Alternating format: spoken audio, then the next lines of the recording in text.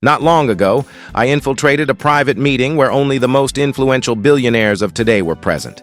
This wasn't a public event. There were no cameras, no journalists. It was a secret gathering inside a private mansion, and what I discovered there completely changed the way I see the world. It wasn't just about money. It was about power, influence, and how a small group of people controls what happens on a massive scale.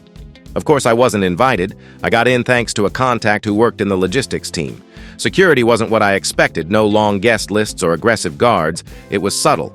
They weren't just checking badges, they were scanning behavior, trying to figure out who really belonged and who didn't. The mansion looked like something straight out of a movie.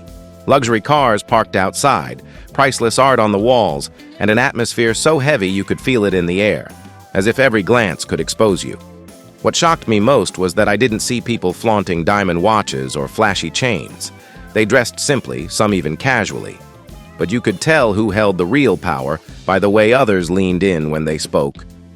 Luxury wasn't in their clothes, it was in the calm confidence of their words, as if they knew secrets the rest of us had no access to. When I managed to get close enough to listen, I discovered what truly concerns them. And no, it wasn't yachts, trips, or mansions. They were focused on three things. The future of artificial intelligence. They don't see it as a tool, they see it as the weapon that will decide who controls the next era. The power of narratives. They discussed how media, social networks, and even Hollywood films are shaping the collective mind, the movement of money. They don't focus on earning more. They focus on protecting their wealth for generations through secret funds, hidden investments, and strategic acquisitions. One of them said, "The masses live month to month.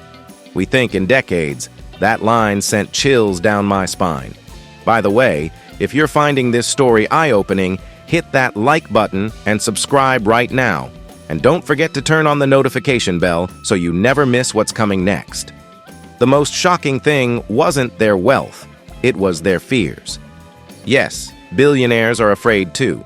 Not of losing a job or paying rent, but of losing global influence, of being erased by one disruptive invention, or of people simply stopping believing in the system they built. An older man summed it up perfectly. The real collapse won't be economic, it will be psychological when people finally wake up. What I understood that night is that money itself isn't the real power. The real power is information and time. They don't aim to get rich in a year. They aim to preserve wealth for 100 years. The difference between them and us isn't just how much they have in the bank, it's how they think. While most people think in weeks, they think in decades. I walked out of that mansion with one clear lesson. Most people chase quick money, but the key to building more is learning to move it the way they do. And here's the secret. You don't need to be a billionaire to apply their strategy. The secret is building systems that work for you. Start small. Invest in assets that create passive income. Build networks of people who add value to your vision. And most importantly, stop thinking about how to spend every dollar today and start thinking about how to multiply it tomorrow. That's the game they play. And now, you know their secret too. If this opened your eyes, drop a like, hit subscribe, and share this with someone who needs to hear it. Because knowledge only grows when it's passed on.